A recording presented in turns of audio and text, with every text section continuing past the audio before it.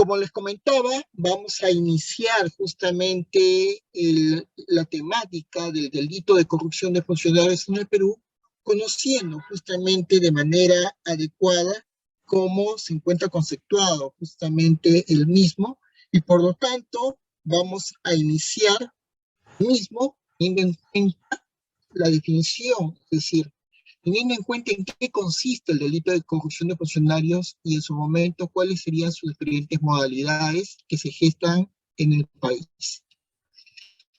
Para empezar, partimos definiendo cuál es la definición que conceptuamos sobre corrupción. El término corrupción, desde una perspectiva semántica, de acuerdo justamente a la Real Academia de la Lengua Española, nos viene del latín rompere, que significa romper, dividir, quebrar, violar, anular, que a su vez se deriva del corrompere, cuyo significado es alteración, desunión y descomposición. Por lo tanto, corrompere entonces debería significar romper con, romper en unión de, pero en realidad quiere decir echar a perder o pudrir. Por lo tanto, la expresión corromper siempre reconoce en líneas generales la presencia de dos partícipes en el acto, que se corresponde principalmente con dos espacios. En primer lugar, el del corruptor, y en segundo lugar, el corrupto, es decir, la fuerza que corrompe y aquella sobre la cual recae, y que en definitiva es la que se echa a perder lo que se pudre. Entonces ya tenemos una primera introducción para poder justamente tener en cuenta qué es lo que nosotros podemos concebir o entender por corrupción propiamente dicho. Ahora, hay que tener en cuenta que toda esta situación que deriva al ámbito de corrupción de funcionarios es una conducta que se desvía de la obligación en sí, es decir, propiamente dicha, de las obligaciones de orden público normales, debido sobre todo a intereses personales. ¿Desde qué óptica o desde qué punto? Desde el ámbito familiar o de allegados, o en su momento con relación a beneficios monetarios o incluso de orden social. Por lo tanto, esta conducta que se desvía de las obligaciones de orden público normales tienden a violar normas respecto de cierto tipo de influencias con fines personales. Nos estamos refiriendo a que el legislador ha modificado últimamente algunos de los tipos penales cometidos por los funcionarios públicos, previstos en su momento en los delitos contra la administración pública, que se encuentran contenidos en su momento tanto en el Código Penal peruano, pero que son tramitados al amparo del nuevo Código Procesal Penal vigente en toda la República Peruana. Por lo tanto, en su momento, por una ley, la número 29.574, se dispuso que en su momento entrara en vigencia el Código Procesal Penal para la investigación y juzgamiento de los delitos comprendidos entre los artículos 382 al artículo 401 del Código Penal peruano. Bajo esta situación, tenemos que tener en cuenta qué tipo de personas se encuentran dentro de las categorías de funcionario o servidor público. Entonces, para poder justamente adentrarnos a definir las categorías de funcionario o servidor público, hay que tener en cuenta que esto es muy importante para el efecto de determinar si ambos, funcionario público o servidor público, son pasibles de cometer delitos de función contra la administración pública.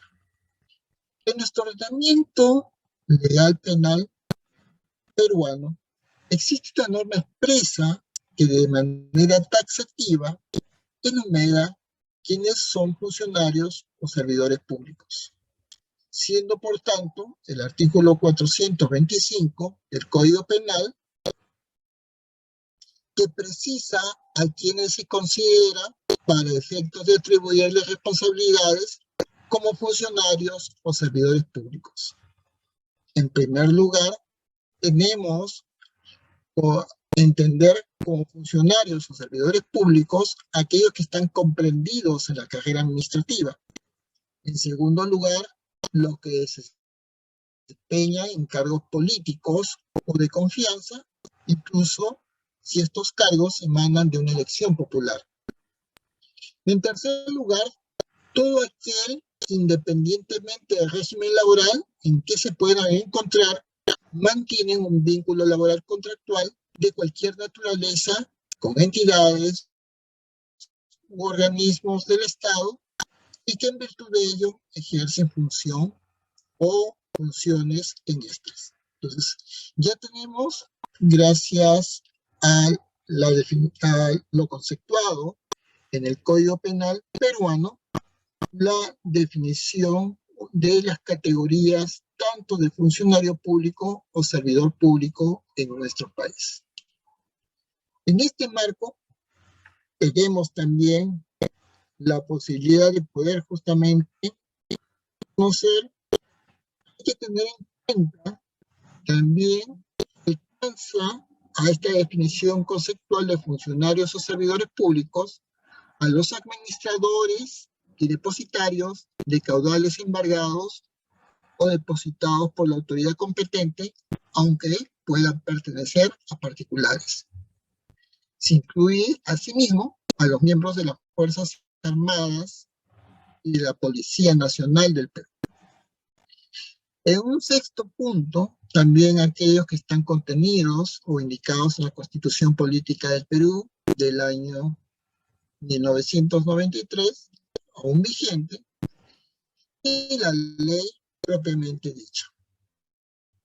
Por lo tanto, en el capítulo segundo del título 18 del libro 2 del Código Penal peruano se encuentran tipificados taxativamente los delitos contra la administración pública que en su momento pueden cometer los funcionarios y servidores estatales en nuestro país.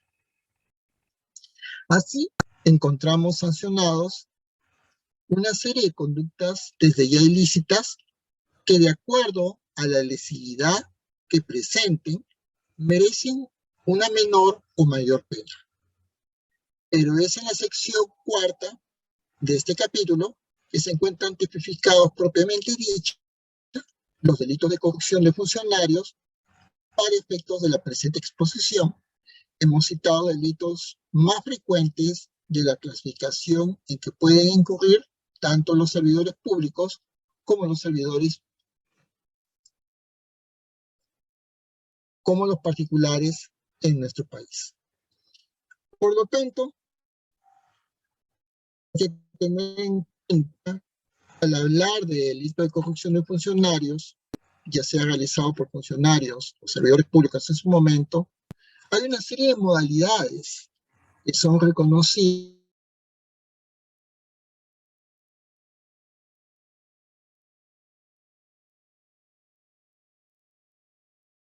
por persona de cierta jerarquía,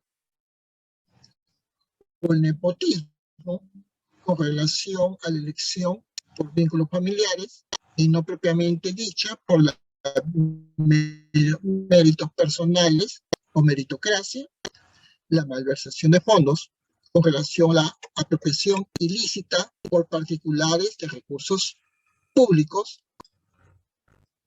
el peculado, cuando el funcionario o servidor público propiamente dicho se apropia o permite que un tercero se apropie de bienes del Estado que tiene a su cargo o administra. El peculado de uso, cuando sin apropiarse de los bienes, los utiliza como propios, dándoles un fin diferente, la malversación de fondos del Estado, la exacción ilegal o cobros indebidos, la colusión, la negociación incompatible, el cohecho pasivo y activo, el tráfico de influencias o el patrocinio ilegal.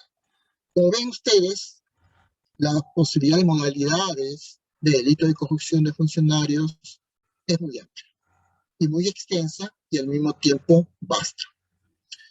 no solamente en ese tipo de situaciones, sino que tenemos en cuenta que para poder adentrarnos propiamente dicho a conocer el ámbito de los delitos de corrupción de funcionarios, tendríamos que tener en cuenta de manera sucinta, entender qué es una denuncia o qué es la denuncia penal, la cual en sí, de manera concreta y concisa, es la manifestación que se hace ante el Ministerio Público o la autoridad policial acerca de la realización de ciertos hechos que puedan constituir delito y dar en su momento lugar a una acción penal.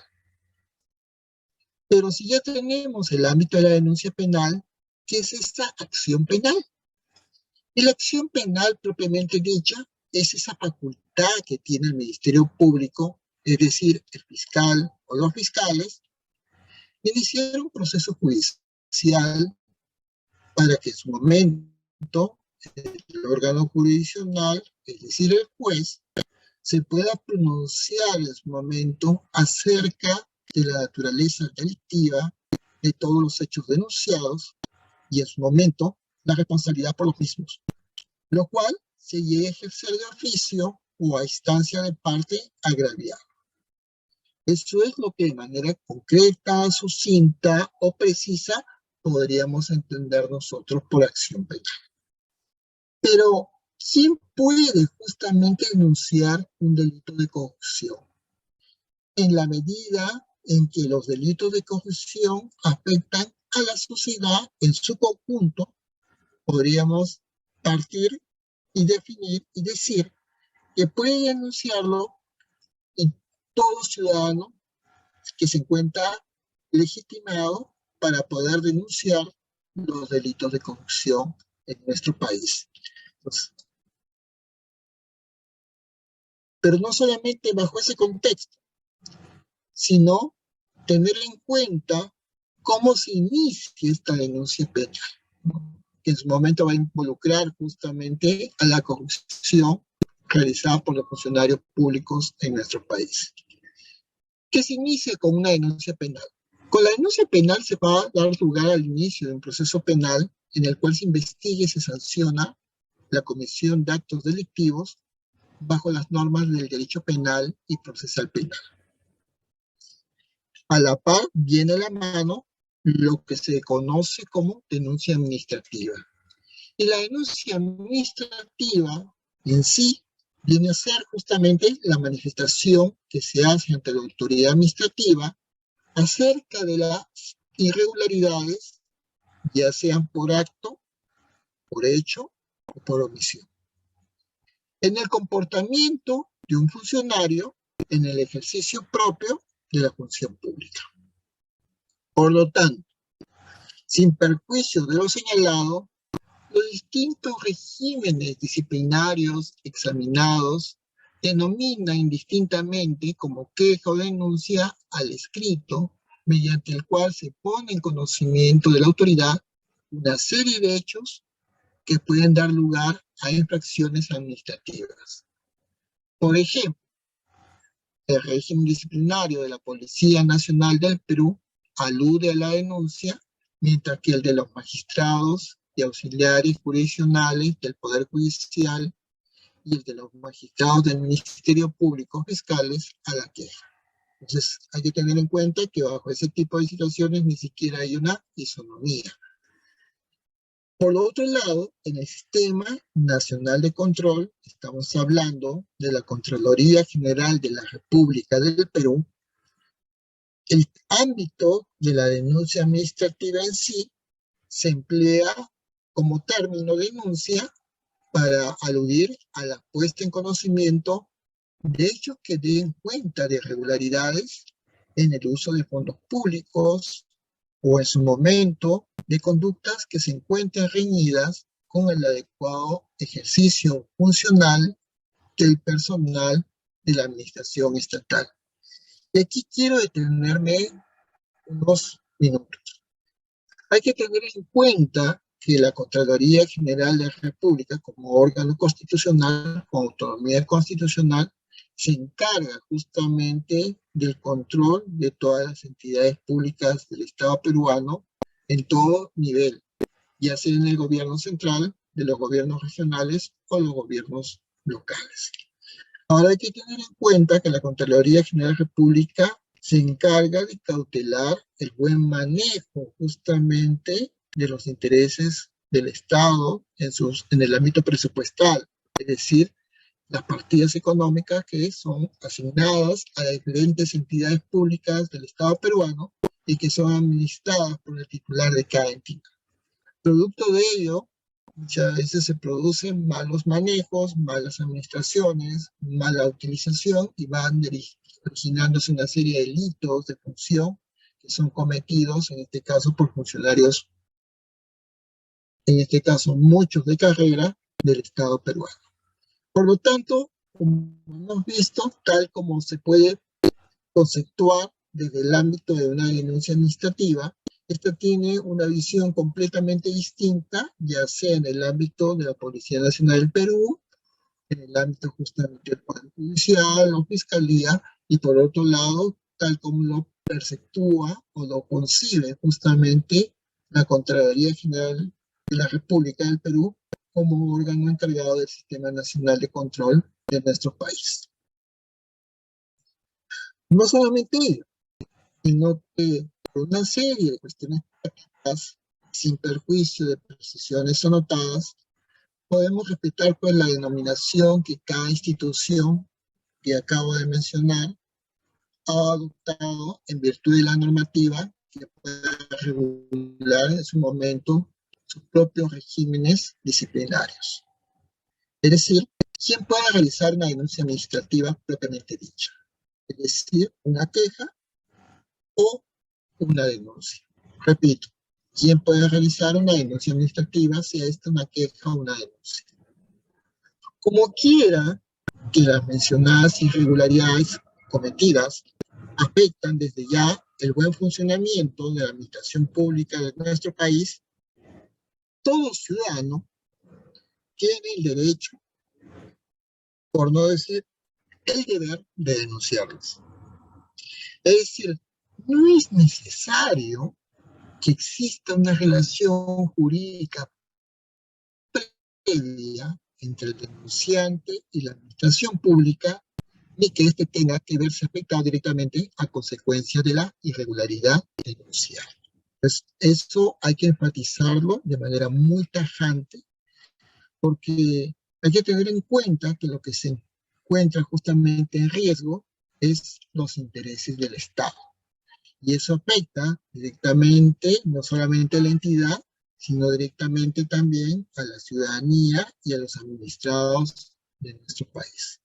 Por lo tanto, saludo este enfoque en el cual se precisa en que no es necesario que exista una relación jurídica previa entre el denunciante y la administración pública en sí, ni que éste tenga que verse afectado directamente a consecuencia de la irregularidad denunciada para poner en conocimiento o para que pueda efectuar la denuncia administrativa, teniendo en cuenta de la existencia de la comisión de una serie de delitos cometidos justamente por los funcionarios públicos de una determinada entidad o repartición pública del Estado peruano. Pero se inicia con una denuncia administrativa. Bueno, la denuncia administrativa puede dar origen en su momento al inicio de un procedimiento administrativo sancionador. Y esto puede dar consecuentemente a una sanción administrativa de comprobarse las irregularidades puestas en conocimiento por el denunciante.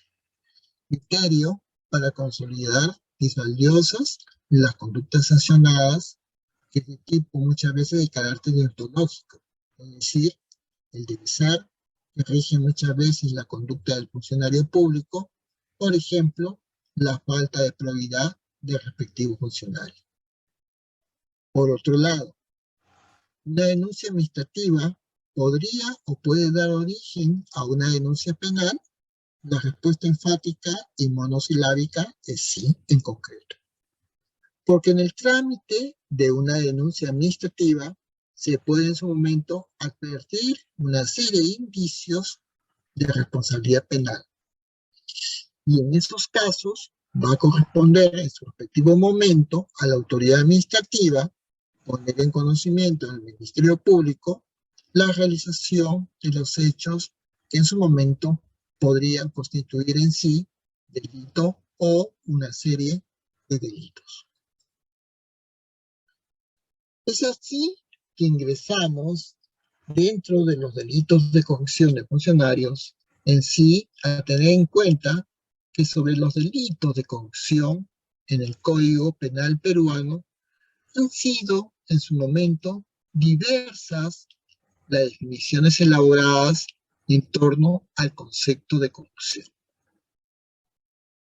Y entre las definiciones en su momento han sido las más utilizadas, se puede establecer o se pueden señalar o esbozar la esgrimida por Peter Eiching, fundador de Transparencia Internacional, quien señaló que la corrupción consiste en la mala utilización de un bien público en beneficio privado. Repito, de acuerdo al fundador de Transparencia Internacional, quien señala que la corrupción consiste en la mala utilización de un bien público en beneficio privado. Ahora, en su momento, dicha institución, por su parte, planteó una definición más amplia, al indicar en su momento que la corrupción se refiere a comportamientos por parte de funcionarios del sector público, ya sean estos funcionarios del sector público políticos o servidores públicos, que los enriquece a ellos mismos o en su momento a sus allegados de manera inapropiada o ilegal mediante el mal uso del poder que se les ha encomendado. Hay que tener en cuenta que hay también un grupo muy importante de funcionarios públicos que han sido elegidos producto de una elección popular. Y esta definición que estoy advirtiendo se refiere justamente a estos malos comportamientos de parte de estos funcionarios del sector público, ya sean en este caso políticos, pero también están los servidores públicos y estos servidores públicos, muchos de carrera, que los enriquece a ellos mismos, a su entorno personal, privado y a sus allegados, de manera inapropiada o de manera ilegal, mediante el mal uso del poder que se les ha encomendado. Entonces ya estamos calando, nos estamos justamente decantando por el escenario propio de los delitos de corrupción. Pero no solamente esto, hay que tener en cuenta que desde la perspectiva, los actos de corrupción llegan en su momento o implican el mal uso del poder público. Y eso es lo peligroso, por no decir lo delicado. Porque es decir que hay un incumplimiento de los principios del buen gobierno. Gobierno central, gobiernos regionales y gobiernos locales. Pero también el buen gobierno, la buena administración de cada entidad pública por parte de su titular o de sus titulares. Así como de una serie de preceptos éticos formalizados o instituidos en la sociedad, que además desde sí tienen el propósito de obtener una serie de ventajas o beneficios indebidos en su momento, para que en su momento quien actúa o para terceros en perjuicio del bienestar general. Como consecuencia de todo ello, los actos de corrupción generan vulneraciones de los derechos fundamentales en concreto. Es así que el Código Penal peruano, en el capítulo 2 de los delitos cometidos por funcionarios públicos, en su momento en el título 18 de delito de administración pública, del libro segundo, en su parte especial, taxativamente precisa los delitos, pero también sanciona las conductas que constituyen desde ya actos de corrupción, como aquellas que generan riesgo para la ocurrencia como consecuencia el indebido funcionamiento del aparato estatal o del aparato público a través de sus agentes. Hay que tener en cuenta que ya ahí se va justamente precisando el mal o pésimo accionar justamente de los agentes, es decir, los funcionarios públicos, y que dan origen a un indebido funcionamiento del aparato estatal para el cual labora. Pero no solamente esto, hay que tener en cuenta que si bien describimos solamente la existencia de una serie de delitos cometidos por funcionarios públicos que en su momento de ya constituyen una serie de actos justamente de corrupción, ¿no? Hay que tener en cuenta que no considera delitos cuya conducta prohibida no busca desde ya la automática obtención de una ventaja o beneficio indebido para el autor del delito o para un tercero, muchas veces en perjuicio del bienestar general.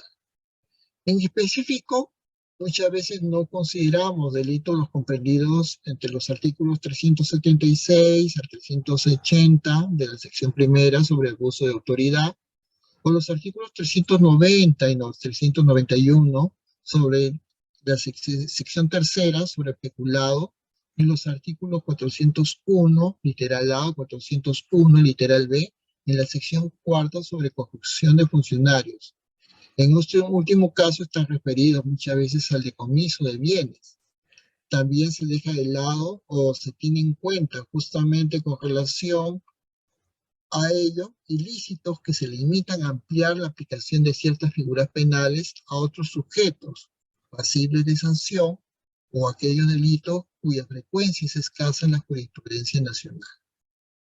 Pero cabe señalar que, de acuerdo al nuevo Código Procesal Penal vigente en el Estado peruano, merced a lo dispuesto en la Ley 29.574 y sus respectivas modificatorias para la persecución de los delitos cometidos por funcionarios públicos, comprendidos en las secciones 2, confusión, 3, peculado, y 4, confusión de funcionarios, del capítulo segundo, capítulo 2, delitos cometidos por funcionarios públicos, del título 18, delitos de contra la administración pública, del libro 2, parte especial, delitos del Código Penal peruano.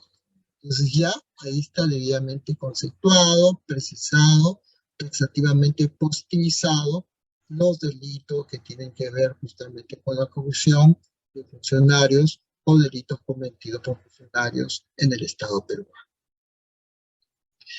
Pero de activa, los actos de corrupción implican desde ya un pésimo o mal uso del poder público.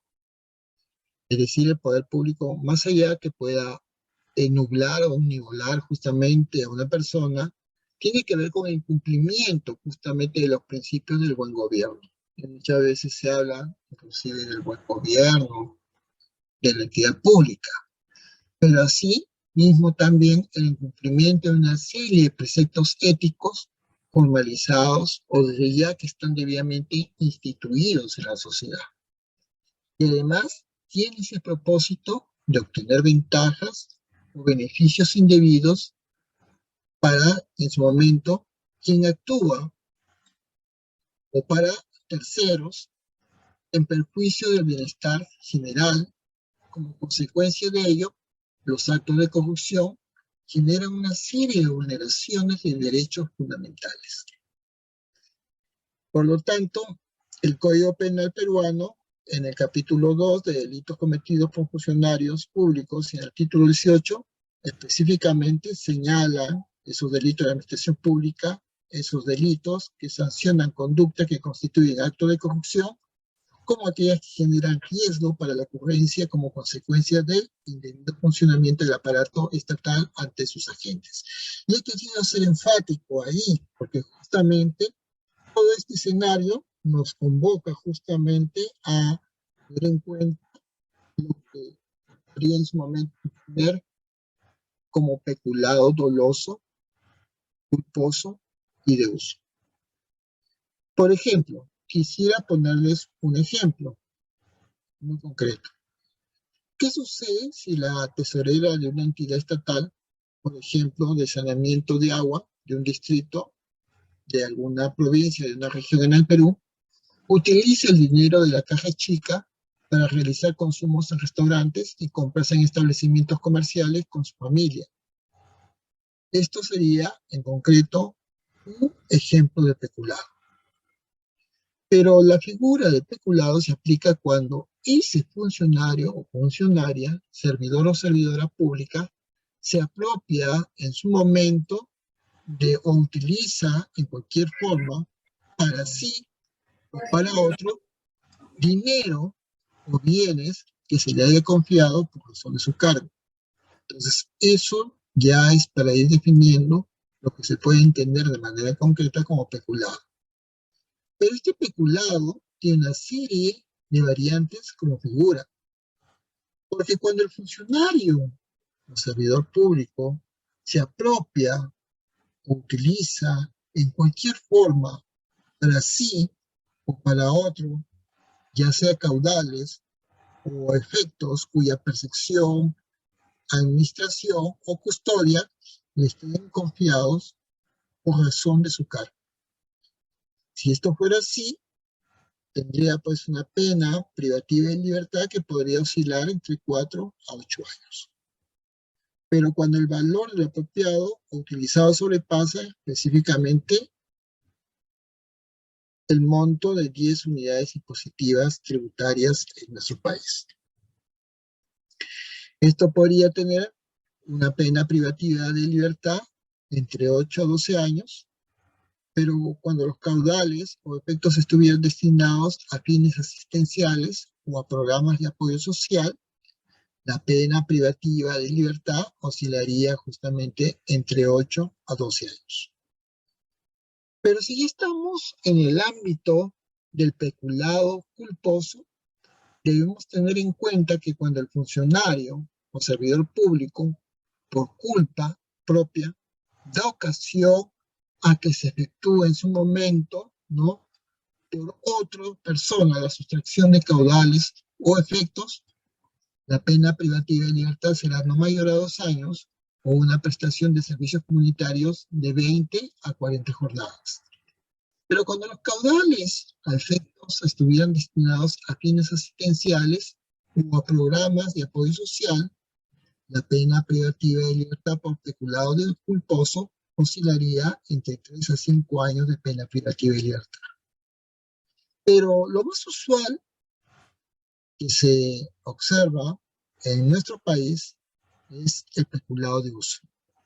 Es el peculado de uso cuando el funcionario o servidor público usa o permite que otro use para fines ajenos al servicio, vehículos, máquinas o cualquier otro instrumento de trabajo pertenecientes a la administración pública o que se halla bajo su guarda. La pena privativa de libertad oscilaría entre 2 o 4 años de pena privativa de libertad. Y es muy usual ver que personas o funcionarios públicos que, por ejemplo, se les asigna un vehículo de su entidad pública específicamente para actos o acciones que tengan que ver con actividades propias justamente de la entidad pública para la cual laboran, trabajan o prestan servicios, que lo utilizan para actividades o usos de carácter personal o familiar, como por ejemplo llevar a sus hijos al colegio o llevar, por ejemplo, a su cónyuge a la peluquería. Eso es algo que se comete con demasiada frecuencia. Pero por otro lado, se produce también dentro de estos delitos el denominada colusión. ¿Y qué es la colusión? La colusión significa, según la Real Academia de la Lengua Española, la RAE, establecer desde ya un pacto ilícito que acuerdan dos personas u organizaciones con el fin de perjudicar a un tercero. ¿Y quién es ese tercero que es perjudicado por este pacto ilícito? En este caso es el Estado, cuyo patrimonio es afectado de manera directa. y el Código Penal tipifica dos tipos de colusión. ¿Y cuáles son esos tipos de colusión que están tipificados en el Código Penal? De manera concreta, son los siguientes. Hay una colusión simple, y en esa colusión simple, el funcionario o servidor público, quien interviene directa o indirectamente por razón de su cargo en cualquier etapa de la adquisición o contratación pública de bienes, obras o servicios, concesiones o cualquier operación a cargo del Estado. La colusión se da a nivel de una colusión simple porque acordando con los intereses para defraudar al Estado o la entidad del organismo del Estado peruano, produce justamente un daño a las arcas públicas. Por lo tanto, si se determina que es una colusión simple, la pena privativa de libertad como sanción oscilaría entre 3 a 6 años de pena privativa de libertad. Pero si es tipificada como una colusión agravada, con respecto a que el funcionario o servidor público en su momento interviene de manera directa o indirectamente por razón de su cargo, en cualquier etapa de la adquisición, contratación pública de bienes, obras o servicios, concesiones o cualquier operación a cargo del Estado, pero al tratarse de una colusión agravada, se defrauda patrimonialmente al Estado o a la entidad o organismo del Estado, la pena privativa de libertad oscilaría entre 6 a 15 años. No solamente ante este tipo de situaciones, sino hay que tener en cuenta cuando ya nos encontramos ante el delito de malversación de fondos. Podríamos poner un ejemplo. ¿Qué sucede si un alcalde provincial decide emplear el dinero destinado a la construcción de obras de saneamiento, a la compra de implementos deportivos que serán entregados a instituciones educativas de su provincia? Pero en el marco de un proyecto de fortalecimiento al sector de educación, aprovechando ello, este señor alcalde provincial dispone que dichos implementos lleven consigo su fotografía y el lema de la agrupación política a la que pertenece. Eso desde ya es justamente tipificado como un delito de malversación de fondos. Bien, muchas gracias por ver nuestro curso. A continuación vamos a brindarte detalles para obtener tu certificado, ya sea digital o físico, acompañado también de los materiales del curso que acabas de ver. Bien, para ello es importante que te puedas comunicar vía WhatsApp, ¿ok? Vía WhatsApp al 951-428-884 o también al 930-627-791 vía WhatsApp.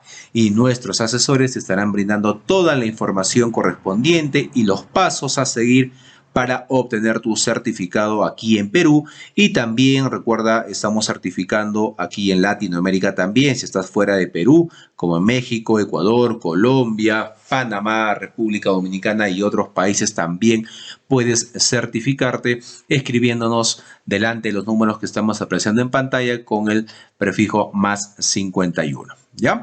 Bien, por otro lado, también mencionarte que tenemos los medios de pagos disponibles para Perú, los que estamos apreciando en pantalla, los principales bancos y aplicativos también. Y para los pagos internacionales contamos con Western Union y PayPal para la adquisición de tu curso, los materiales y tu certificado. Bien, sobre el certificado tienes dos opciones. Puedes obtener la certificación en la modalidad digital o también el certificado en la modalidad en físico. Recordando que el certificado digital te va a llegar a tu correo con todos los materiales en alta resolución y con el código QR también para que puedas validar en nuestro sistema tu certificado. El certificado físico se envía por encomienda hasta tu ciudad. Previamente también los beneficios antes mencionados del certificado digital también te van a llegar, ¿no? Acompañado del documento original, el cual se te va a enviar por encomienda. Ya trabajando más de 4 años, estamos certificando a miles de profesionales aquí en Perú y también en Latinoamérica, ya en los diferentes cursos que estamos ofreciendo. Sobre el certificado físico, acotarte también que estamos haciendo los envíos a nivel nacional a todos los departamentos, válido para Perú y para todas las ciudades. a través de Cruz del Sur, a través de Olva Courier, ¿no? Los envíos se vienen realizando de manera diaria sobre el certificado físico, ¿ok? Bien, muchas gracias. Esa es la información respecto a la certificación. Ya ahí están los números una vez más para que puedas comunicarte vía WhatsApp para poder adquirir tu curso completo, los materiales también descargables y por supuesto tu certificado digital o físico. Antes de ello, invitarte a nuestra página web, ¿no? Directamente puedes ingresar en tu barra de navegación www.encap.edu.pe, todo en minúscula, todo corrido, sin espacio, para que puedas ingresar de manera correcta a nuestra página web y ver nuestro catálogo de cursos en las diferentes áreas. Ahí tienes también los convenios, de igual manera nuestros números oficiales permitidos y tenemos los cursos, diplomas y diplomas de especialización en las diferentes áreas, en las diferentes categorías: ambiental, arquitectura, construcción, contabilidad, comercio exterior, derecho, gestión pública, idiomas, ingeniería, minería, obras, pedagogía, recursos humanos, salud, seguridad y también la parte eléctrica. Ahí vas a poder encontrar todos los cursos, los temarios. Simplemente tienes que darle clic al curso de tu interés. Recuerda que tenemos un catálogo amplio de cursos con los diferentes docentes que contamos en nuestra institución. Bien, para encontrar también tu curso mucho más rápido, en la parte superior tienes un buscador. Puedes ingresar la palabra o frase del curso de tu interés y el sistema te estará dando los resultados de los diferentes cursos para que puedas seguir con la capacitación, puedas certificarte y puedas tener mejores oportunidades laborales también. Bien, entonces, gracias, ahí está toda la información respecto a la certificación. Proyectamos una vez más en pantalla nuestros números oficiales de nuestra institución ENCAP, ¿no? 951-428-884 o el 930-627-791. Estamos certificando aquí en Perú y también en Latinoamérica para los otros países cercanos a Perú.